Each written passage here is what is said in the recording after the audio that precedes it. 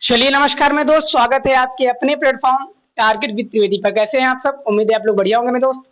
आज मैं लूसेंट का छठा पेज नंबर लेकर आया हूँ। 4 और 5 कंप्लीट हो गए थे, तो चलिए ज्यादा बात ना करते, सीधा आज पेज नंबर 6 पर आते हैं।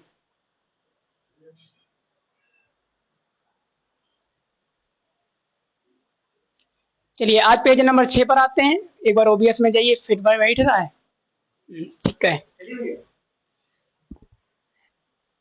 एक बार पेज नंबर 6 पर जाते हैं और स्टार्ट करते हैं। चलिए देखते हैं, स्टार्ट।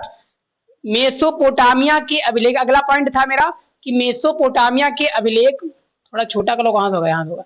मेटोपोटाम मेसोपोटामिया के अभिलेख में वर्णित मेलुहा शब्द का अभिप्राय सिंधु सभ्यता से है। अगर क्वेश्चन आ जाए कि मेसोपोटामिया का अभिलेख जो है किस शब्द, जो मेलुहा शब्द है वो किससे, किस सभ्यता से अभिप्राय है या किस सभ्यता से जुड़ा हुआ, तो ध्यान रखना सिंधु सभ्यता से। कौन? मेलुहा। अगला पॉइंट है संभवतः हड़प्पा सभ्यता का शासन वर्णिक वर्गों के हाथों में था। उसके बाद पिग्गट ने हड़प्पा एवं मोहनजोदड़ो को एक विस्तृत साम्राज्य की जुड़वा राजधानी कहा। कौन? पिग्गट। पिग्गट ने जो है हड़प्पा एवं मोहनजोदड़ो को जुड़वा राजधानी कहा। क्वेश्चन आ सकता है कि वह कौन था जो जुड़वा राजधानी, वह कौन था जो हड़प्पा को और मोहनजोदड़ो को दोनों को जुड़वा राजधानी बताया? पिग्गट। सिंधु सभ्यता के लोग धरती को उर्वरता की देवी मानकर उसकी पूजा किया करते। जो सिंधु सभ्यता के लोग थे वो धरती को उर्वरता मतलब अनाज उगने वाला, कि अनाज उगने वाली की देवी को मानकर क्या किया करते थे भैया? पूजा किया करते थे। ऐसा करो हमको दिखे, भाग गए वहां से। फिर वृक्ष पूजा एवं शिव के प्रचलन के साक्ष्य भी सिंधु सभ्यता से मिलते हैं। अगला पॉइंट हो जाएगा, वृक्ष पूजा एवं शिव के जो प्रचलन के साक्ष्य हैं वो भी सिंधु सभ्यता से मिलते हैं। अगला पॉइंट क्या है? स्वास्तिक जो है चिन्ह। स्वास्तिक चिन्ह क्या होता है? स्वास्तिक चिन्ह क्या होता है? स्वास्तिक चिन्ह ऐसे बनता है, देखो ऐसे बनता है स्वास्तिक चिन्ह। ये जो स्वास्तिक चिन्ह है, ये जो हम लोग पूजा में बनाते हैं स्वास्तिक चिन्ह, ये भी स्वास्तिक चिन्ह जो है वो कहां से मिला था? हड़प्पा सभ्यता की देन है। अगर आज हम लोग स्वास्तिक चिन्ह का यूज कर पाते हैं तो हड़प्पा सभ्यता की भी देन है। माउस यहाँ रख दो, तुम लोग निकल जाओ। फिर उसके बाद इस चिन्ह में सूर्योपासना का अनुमान लगाया जाता है। जो स्वास्तिक है उसमें सूर्य की उपासना के लिए हम लोग इसको लगाते हैं। सूर्य की उपासना का अनुमान इसमें लगाया जाता है। सिंधु घाटी के नगरों में से किसी के मंदिर के अवशेष नहीं मिले। सिंधु घाटी के जो नगर थे उसमें कोई भी ऐसा नगर नहीं था जिसमें मंदिर के साक्ष्य मिले हो। मंदिर के साक्ष्य किसी में नहीं मिले थे। ठीक है, अगला पॉइंट है पशुओं में नहीं, सिंधु सभ्यता में मातृ देवी की उपासना सर्वाधिक प्रचलित थी। सिंधु सभ्यता में जो थे वो मातृ देवी की उपासना ज्यादा प्रचलित थी, ज्यादा चलती थी, मातृ देवी। अगला क्या है? अगला पशुओं में कुबड़ वाला सांड। अगला पॉइंट है पशुओं में कुबड़ वाला सांड सिंधु सभ्यता के लोगों के लिए विशेष पूजनीय था। जो सांड के ऊपर कुबड़ निकला होता था, जैसे कभी कभी नंदी वगैरह ऐसा देखने को मिलता है, तो जो सांड के ऊपर जो कुबड़ वाला सांड होता था वो सिंधु सभ्यता के लोग उसको पूजते थे। ठीक है, अगला क्या है? अगर क्वेश्चन आ जाए कि कुबड़ वाला सांड, कौन से लोग कुबड़ के सांड को पूजते थे, तो सिंधु सभ्यता के लोग जो है थे वो कुबड़ के सांड को पूजते थे। अगला स्त्री जो है वो मृण मूर्ति यानी मिट्टी की मूर्ति, जिसको मिट्टी की मूर्ति कहते हैं, अधिक मिलने से ऐसा अनुमान लगाया जाता है कि सैदव समाज मात्र सनातनात्मक था, यानी मिट्टी की भी मूर्ति उसमें देखने को मिली। सैदववासी सूती ऊनी वस्त्रों का प्रयोग करते थे। वहां के लोग जो थे वो सूती वस्त्र और ऊनी वस्त्र इन दोनों का प्रयोग करते थे। अगला मनोरंजन के लिए, अगला है मनोरंजन के लिए। अच्छा, मनोरंजन के लिए वो लोग क्या करते थे? जैसे अभी मनोरंजन, फोन चला रहा, कोई टीवी देख रहा, कोई घूम रहा, कोई कहीं जा रहा, ये मनोरंजन के साधन है अब आजकल। और उसके बाद तब मनोरंजन के साधन क्या होते थे? तो जैसे मनोरंजन के साधन ये होते थे, शहदोवासी लोग जो थे वो पहले मछली पकड़ते थे, फ्री टाइम होते तो शिकार करते थे, पशुओं पक्षियों को आपस में लड़ाते थे, घोड़ा लड़ाए दिन आपस में, चौपड़ और पासा खेलना आदि संसाधनों का प्रयोग करते थे। पासा वगैरह जो खेला जाता है ये सब खेलते थे। अगला क्या है? सिंधु सभ्यता के लोग काले रंग से डिजाइन किए हुए लाल मिट्टी के बर्तन बनाते थे। काले रंग से डिजाइन किए हुए लाल मिट्टी के बर्तन बनाते थे। सिंधु घाटी सभ्यता के लोग तलवार से परिचित नहीं थे। तलवार को पूरी तरीके जानते ही नहीं थे क्या है तलवार और क्या नहीं है। अगला क्या है? अगला है हमारा सिंधु घाटी के लोग तलवार से परिचित। कालीबंगन जो है, कालीबंगन एकमात्र हड़प्पा सभ्यता हड़प्पाकालीन स्थल है जिसका निचला शहर सामान्य लोगों के रहने हेतु और किले से घिरा हुआ था। यानी हड़प्पा सभ्यता, हड़प्पाकालीन जो कालीबंगन था उसका निचला सिरा जो था वो लोगों सामान्य लोगों के लिए घिरा हुआ था। अगला पर्दा प्रथा एवं वैश्यावृत्ति शैव समाज से प्रचलित थी। पर्दा प्रथा जो थे वो भी सिंधु घाटी सभ्यता से प्रचलित थी। शैव समाज सभ्यता में शैव सभ्यता से प्रचलित थी। शवों को जलाना एवं गाड़ना यानी दोनों प्रथाएं प्रचलित थी। वहां क्या होती थी शैव सभ्यता में? शव को जलाना और गाड़ना, डेड बॉडी। जैसे अभी भी डेड बॉडी को जलाना और मिट्टी में दोनों अभी भी प्रयोग होते हैं, ऐसे वहां तब भी प्रयोग होते थे। हड़प्पा में शव को दफनाए जबकि मोहनजोदड़ो में जलाने की प्रथा विद्यमान थी। क्वेश्चन अगर आ जाए कि किस सभ्यता में शव को दफनाना और किसमें शव को जलाना की प्रथा विद्यमान थी, तो ध्यान रखना हड़प्पा सभ्यता में शव को दफनाना और मोहनजोदड़ो में शव को जलाने की प्रथा थी। उसके बाद लोथल एवं काली बंगा जो है युग्म समाधियां मिली। लोथल और काली बंगन जो है ये भी वहां पे समाधि मिली। शैव सभ्यता के विनाश का संभवतः सबसे प्रभावी कारण बाढ़ था। बाढ़ के कारण समाज जो था वो पूरी तरीके से नष्ट हो गया। आग में पकी हुई ईंट को टेराकोटा कहा जाता है। अगर क्वेश्चन आ जाए कि आग में पकी हुई ईंट को शैव समाज के लोग क्या कहते थे, तो कहते थे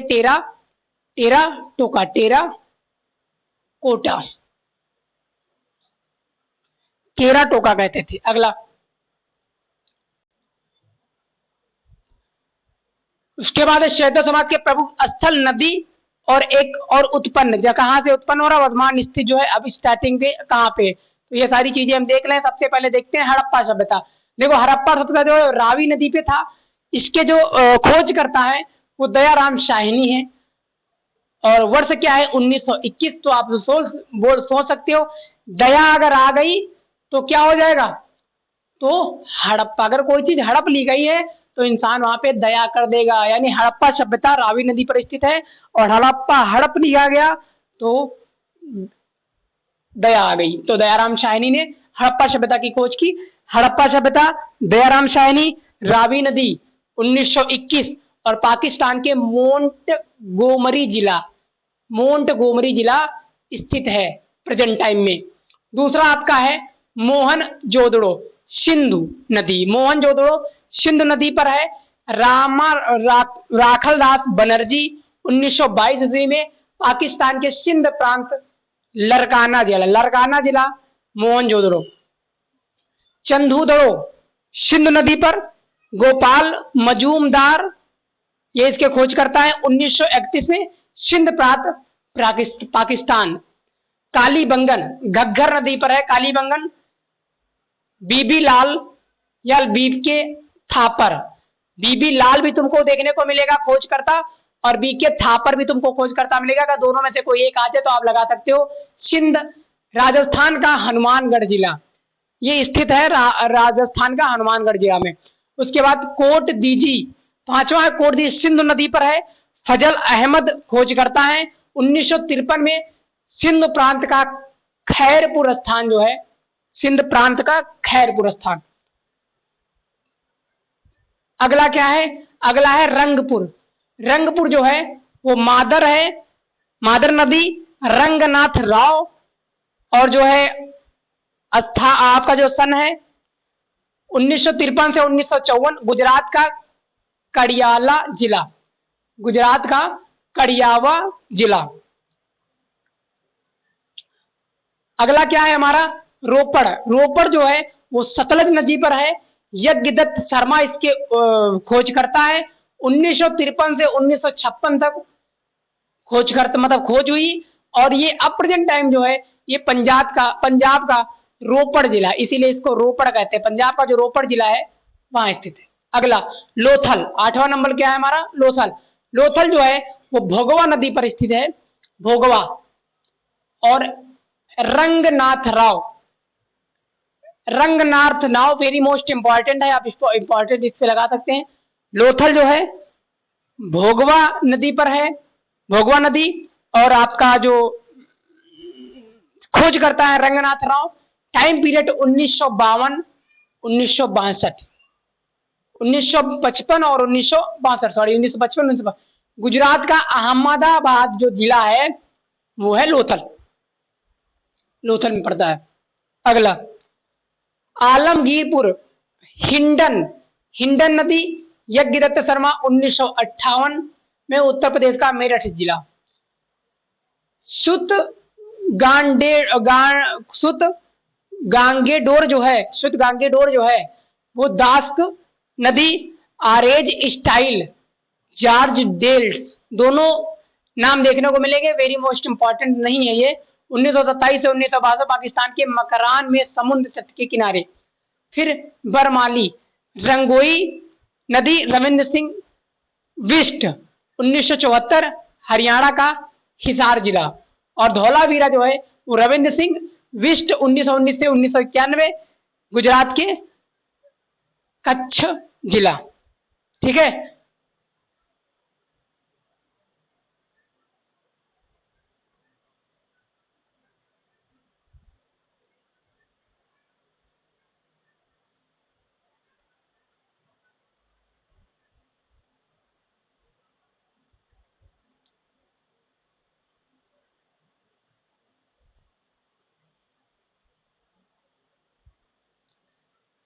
चलिए अगला देखते हैं।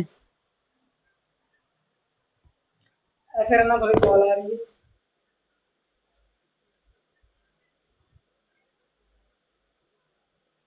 अरे वो ऐसा हुआ, थोड़ा लड़के निकल गए हैं टीम वाले ना, तो उनके घर से कॉल आ रही है, तो मैं क्लास चला रहा हूँ तो कॉल देख लेता हूँ एक बार, मैसेज डाल देता हूँ, एक मिनट मैसेज डाल देता हूँ।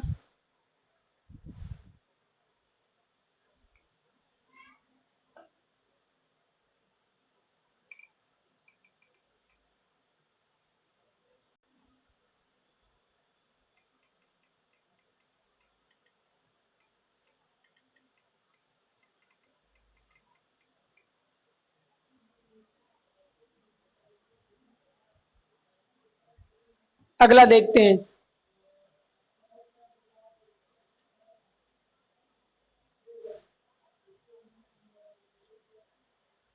पेज नंबर 7 पे पहुंच रहे हैं हम। पेज नंबर 7 क्या कहता है, तो पेज नंबर 7 कहता है वैदिक सभ्यता। वैदिक सभ्यता, हेलो, निकल लिया, निकल लिया, काफी देर हो गई इसको निकले हुए। ठीक है, अगला क्या है, अगला है इतिहास, वैदिक काल, वैदिक सभ्यता, सॉरी वैदिक सभ्यता। पेज नंबर क्या है, ये 7 है पेज नंबर। वैदिक सभ्यता क्या है, पहला देखते हैं। वैदिक काल का विभाजन जो है वो 2 भागों में हुआ था। एक ऋग वैदिक काल जो 1500 से 1000 ईसा पूर्व, और उत्तर वैदिक काल जो है वो 1000 से 600 ईसा पूर्व किया जाता है। यानी वैदिक काल का विभाजन 2 भागों में हुआ था। एक भाग आपका हो जाएगा ऋग वैदिक काल, दूसरा हो जाएगा उत्तर वैदिक काल। ऋग वैदिक काल का टाइम पीरियड है 1500 से 1000 ईसा पूर्व, और उत्तर वैदिक काल का टाइम पीरियड है 1000 से 600 ईसा पूर्व। दूसरा क्या है पॉइंट, दूसरा है आर्य समाज। आर्य सर्वप्रथम पंजाब एवं अफगानिस्तान में बसे थे। जो आर्य समाज, अभी भी कभी कभी आर्य समाज कहीं कहीं अलाउ होता है। आर्य समाज जो है वो पंजाब के अफगानिस्तान में बसे हुए थे। मैक्स मूलर ने आर्यों का मूल निवास स्थान मध्य एशिया को माना है। यानी मैक्स मूलर जो है वो आर्यों का मूल समाज जो है वो मध्य एशिया को माना। अगर क्वेश्चन आ जाए कि वो कौन है, वो कौन, वह कौन जो आर्यों का मूल स्थान मध्य एशिया को माना है, तो मैक्स मूलर। अगला है आर्यों द्वारा निर्मित सभ्यता वैदिक सभ्यता कहलाई। जो आर्यों द्वारा जो निर्मित सभ्यता थी उसको वैदिक सभ्यता कहलाई, ऋग वैदिक नहीं, वैदिक सभ्यता कहलाई। कौन, आर्यों द्वारा। जो आर्यों द्वारा जो सभ्यता हुई थी उसको वैदिक सभ्यता हम लोग पढ़ रहे हैं। यानी वैदिक सभ्यता को कौन कौन लाया था वैदिक सभ्यता? तो आर्य लाए थे, आर्य वैदिक सभ्यता। अगला क्या है? आर्य द्वारा विकसित सभ्यता ग्रामीण सभ्यता थी। आर्य जो सभ्यता लाए थे वैदिक सभ्यता, वो ग्रामीण सभ्यता थी। आर्यों की भाषा संस्कृत थी। अगला, आर्यों के प्रशासनिक इकाई आरोही क्रम से इन 5 भागों में बांटा गया, जैसे कुल। ये जो कुल, ग्राम, विसुआ, जन, राष्ट्र, ये सब जैसे पंडितों में विसुआ होता है, मैं पंडित हूँ, त्रिवेदी हूँ, मेरा एक गोत्र भी है, मेरा एक कुल भी है, हर किसी का कुल होता है, हर किसी का गोत्र होता है। तो ये सब गोत्र को बांटने वाले आर्य थे, ठीक है। तो आर्य ने प्रशासनिक इकाई आरोही क्रम से, आरोही क्रम मतलब घटने नीचे से, मतलब छोटे से बड़ा, आरोही क्रम, असेंडिंग, छोटे से बड़ा और बड़े से छोटा डिसेंडिंग। तो जो मतलब आरोही क्रम में थे, बांटे थे। सबसे पहले कुल, फिर ग्राम, फिर विश्व, फिर जन और फिर राष्ट्र। पहले कुल, फिर ग्राम, फिर विश्व, फिर जन, फिर राष्ट्र। ऐसे रहने का स्थान भी उन्होंने बांटा, कुल, ग्राम, गांव, विश्व, जन, राष्ट्र, देश, ऐसे। फिर उसके बाद गांव के जो मुखिया थे, ग्रामीणी, जिसको प्रधान बोला जाता है, वो विश्व या प्रधान विश्वपति कहलाते थे। तभी से लोग प्रधान बनते हैं। अच्छा, यहाँ सॉरी, एक मिनट। आर्यों ने प्रशासनिक इकाई जो आरोही क्रम में 5 भाग बांटे थे, वो जाति यावत पर नहीं बांटे थे, वो बांटे थे आरोही से, आरोही क्रम में, जैसे स्थान बांटे थे रहने के लिए। तो कुल, फिर ग्राम, कुल से छोटा कस्बा, जिसको वो छोटा सा बोलते, कुल, फिर ग्राम, फिर विश्व, फिर जन, राष्ट्र, फिर जन मतलब राज्य, और फिर राष्ट्र मतलब देश। तो गांव का जो मुखिया होता था वो प्रधान को मना देते थे। जन के शासन को राजन कहा जाता था। जो जन था, जन के जन जो जन है, जन का शासक जो था वो राजन था। और उत्तराधिकारी में पुरोहित एवं सेनानी प्रमुख थे। जो उत्तराधिकारी था वो पुरोहित, पुरोहित का मतलब होता है जो घर में पंडित लोग पूजा वगैरह करवाने आते हैं, पंडित जी, उनको हम पुरोहित बोलते हैं। एक घर का पंडित होता है, आपके घर में देखना किसी न किसी कोई ना कोई पंडित जो है पूजा पाठ करवाने आता होगा, उसको हम पुरोहित कहते हैं, ठीक है। और सेनानी प्रमुख थे। फिर सूत, रथकार एवं कामादि नामक अधिकारी रत्नी कहे जाते थे। अगर क्वेश्चन आ जाए कि वैदिक काल में सभ्यता में रत्नी किसे कहा जाता था, ध्यान रखना, सूत, रथकार एवं कामादि नामक अधिकारी को रत्नी कहा जाता था। अगला है, इनकी संख्या जो है राजा सहित कुल 12 हुआ करती थी। अगर कोई संख्या पूछ ले तो भैया 12 हुआ करती थी। पूरब, दुर्गपति एवं इष्ट जनता की गतिविधियों को देखने वाले गुप्तचर होते थे। अगला, वाजपति, वाजपति जो है वो गोचर भूमि का अधिकारी होता था, जिसको वाजपति बोलते थे। उग्र क्या होता था? अपराधियों को पकड़ने वाले का कार्य करता था, उसको उग्र बोलते थे। देखो ऐसे आर्यों ने ऐसे बांटा सबका, जो अपराधियों को पकड़ता था, जिसे हम लोग पुलिस बोली थे, तो उग्र, पुलिस अधिकारियों, अपराधियों को पकड़ता था, उसको उग्र बोलते हैं। सभा एवं समिति राजा को सलाह देने वाली संस्था थी।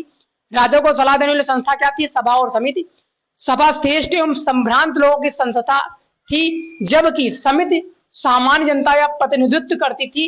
इसके अध्यक्ष को ईशान कहा जाता था। अगर क्वेश्चन आ जाए कि भैया राजा को सलाह देने वाली सभ्यता जो थी, जो संस्था थी, वो 2 थी। एक सभ्य लोगों के लिए जो थी, सभ्य लोगों की श्रेष्ठ सभ्यता, एक सामान्य लोगों की जो होती वो प्रतिनिधित्व थी। तो इन दोनों के अध्यक्ष जो था उनको क्या कहा जाता था? ईशान कहा जाता था। क्या कहा जाता था? ईशान। अगला पॉइंट है, युद्ध में कबीले का नेतृत्व राजा करता था। कभी कोई युद्ध हो जाती थी तो जो नेतृत्व था उसका राजा करता था। युद्ध के लिए गविष्ठ शब्द का प्रयोग है, जिसका अर्थ है गायों की खोज। अगला, 10 राज्य। युद्ध का उल्लेख ऋग्वेद के 7वें मंडल में है। अगर कोई क्वेश्चन पूछ ले भैया तो युद्ध का उल्लेख कहाँ है, तो ऋग्वेद जो है उसके 7वें मंडल में। यह युद्ध परुशरी यानी रावी नदी के तट पर सुदास एवं 10 जनों के बीच लड़ा गया था, जिसे सुदा विजयी हुआ। सुदास और 10 जनों के बीच लड़ा गया था, जिसमें सुदास जो था वो क्या था? पूर्ण तरीके से विजयी था। ऋग्वैदिक समाज 4 वर्णों से विभक्त था। ये वर्ण में ब्राह्मण अब जाति की आवाज पर, अब तक आर्य लोग जो थे वो आर्य लोग थे वो कुल, ग्राम, विश्व, जन और राष्ट्र, ऐसे बांटे थे लोगों को, मतलब गांव तरीके से। अब उन्होंने अब जाति वही से बांट दिया, ब्राह्मण, क्षत्रिय, वैश्य और शूद्र। ये 4 विभक्त वर्ण है ऋग वैदिक समाज में। तो हम पढ़ा भी चुके हैं बैक में, ऋग वैदिक समाज ब्राह्मण, क्षत्रिय, वैश्य और शूद्र। एवं विभाजन व्यवसाय पर आधारित था। इसका विभाजन था व्यवसाय पर आधारित था। अलग अलग कैसे किया गया था? ब्राह्मण, ब्राह्मण जो है वो वेद पाठी ज्ञान ही कर देता था, इधर ज्ञान उधर ज्ञान बांटता था, तो क्या देता था? वो हो गया तुम्हारा ब्राह्मण। ऐसे ही जो आपके क्षत्रिय थे वो ब्राह्मण की रक्षा करते थे, गौ स्त्रियों की रक्षा करते थे, बचाते थे, तो उन लोगों को क्षत्रिय बोले। मतलब व्यवसाय के आधार पर उन लोगों का विभाजन हुआ। ऋग्वेद के 10वें मंडल के पुरुष सूक्त में चतुर्वर्णों का उल्लेख मिलता है। अगर क्वेश्चन आ जाए कि चतुर्वर्णों का उल्लेख क्या है, तो भैया 10वें मंडल में ऋग्वेद में हम पढ़ा भी चुके हैं बैक में। इसे कहा जाता है कि ब्राह्मण परम सुख से, क्षत्रिय उनकी भुजाओं से, ब्राह्मण जो है वो मुख से निकला, और क्षत्रिय जो है वो भुजाओं से, और वैश्य उनकी जांघों से निकला, और शूद्र उनके पैरों से निकला। ये चतुर्वर्ण का उल्लेख भी मिलता है ऋग्वेद के 10वें मंडल में। अगला क्या है? आर्यों का समाज जो है वो वित्त प्रधान था। समाज की सबसे छोटी इकाई परिवार या कुल थी। परिवार की जब छोटी इकाई, समाज की जब छोटी इकाई थी उसको परिवार बोलते, जिसको कुल। अच्छा, कुल क्यों? एक घर में 5 लोग रहते हैं, मान के जैसे जैसे बाबा, तो बाबा का जो कुल है वो बाबा के लड़के यानी चाचा लोग और हम लोग, ये सब क्या है? एक कुल है। तो परिवार का विभाजन एक कुल के हिसाब से हुआ, जिसका मुखिया पिता होता था। परिवार का मुखिया कौन? पिता होता था, जिसे कुपल कहा जाता। अगर क्वेश्चन आ जाए कि परिवार का मुखिया, परिवार यानी कुल का मुखिया पिता होता है, लेकिन वैदिक सभ्यता में परिवार के मुखिया को क्या कहा जाता था? तो कुपल कहा जाता था। अगला, स्त्री इस काल में अपने पति के साथ यज्ञ कार्य में भाग लेती थी, जोड़ा बना के। आज भी ऐसा होता है। बाल विवाह एवं पर्दा प्रथा प्रचलन नहीं था। बाल विवाह, छोटे पर जो है विवाह करना, वहां प्रचलन नहीं था वैदिक सभ्यता में। अच्छा भाई, यहाँ पे उपनिषदों की जो संख्या क्या है? 108 है, 18 महापुराण है और 6 वेदांग है। तो ये हमने ऋग्वेद में भी पढ़ा चुका है। अगला क्या है? विधवा अपने मृतक पति के छोटे भाई देवर से विवाह कर सकती थी। ऋग्वैदिक काल में, सॉरी, वैदिक सभ्यता में क्या होता था? विधवा जो होती थी, अगर स्त्री कोई विधवा हो गई तो अपने पति के छोटे भाई यानी देवर के साथ शादी कर सकती थी। अगला, स्त्रियां जो है शिक्षा ग्रहण करती थी। ऋग्वेद में लोपामुद्रा, शोग, घोषा, सिकता, अपला एवं विश्वास जैसी विदुषी स्त्रियों का वर्णन भी हुआ है ऋग्वैदिक। जीवन भर अवैध रहने वाली महिलाओं को अमाजु कहा जाता। अगर क्वेश्चन आ जाए कि वैदिक काल सभ्यता में जिस स्त्री की शादी नहीं होती थी उसको क्या बोला जाता था, तो ध्यान रखना, अमाजु बोला जाता था। अमाजु, अमाजु। अगला, आर्यों का मुख्य पेय पदार्थ जो था वो सोमरस था या वनस्पति से बनाया जाता था। यानी आर्य जो थे, आर्य लोग थे, तो मुख्य उनका पेय जो था, मुख्य पेय पदार्थ वो सोमरस था, वनस्पति से बनाया जाता था। आर्य मुख्यतः 3 प्रकार के वस्त्र का उपयोग करते थे: वास, अधिवास और उषरीस, उषरी। अगर ये क्वेश्चन आ जाए तो आप ये क्वेश्चन याद कर लेना। अंदर पहने वाले वस्त्रों को निवि कहा जाता। अगर क्वेश्चन आ जाए कि आर्य समाज अंदर के जो वस्त्र पहनते थे उनको क्या बोला जाता? भैया निवि कहा जाता था। आर्यों के मनोरंजन के मुख्य साधन जो थे, अच्छा, अब आर्य लोग, हड़प्पा सभ्यता के लोग जो शैदव समाज के लिए थे, वे अपना मुख्य जो मनोरंजन का मुख्य साधन बनाते थे, शिकार करना, मछलियों को पकड़ना, आपस में जानवरों को लड़वा देना, हाँ, पासा खेलना, ये सब। और जो आर्य समाज के लोग रहने वाले थे, इनके मनोरंजन का साधन संगीत था। ये संगीत वहीं से रथ दौड़ है, घुड़दौड़ यानी रथों को दौड़ाते थे, घोड़े को दौड़ाते थे, और गत कीड़ा, ये सब इनका था मुख्य व्यवसाय, मुख्य साधन, क्या? मनोरंजन करने वाला।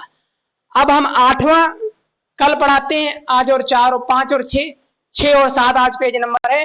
8वां पेज नंबर हम कल लेकर चलते हैं, ठीक है? बाकी क्लास अच्छी लगी तो क्लास को एक बार सब्सक्राइब भी कर देना और शेयर ज्यादा से ज्यादा कर देना। और 945 सब्सक्राइबर हो गए हैं। आगे बहुत जल्द से जल्द आप लोग सब्सक्राइब कर दीजिए। एक जैसे ही सब्सक्राइबर हो जाता है मैं कुछ करने वाला हूँ। धन्यवाद।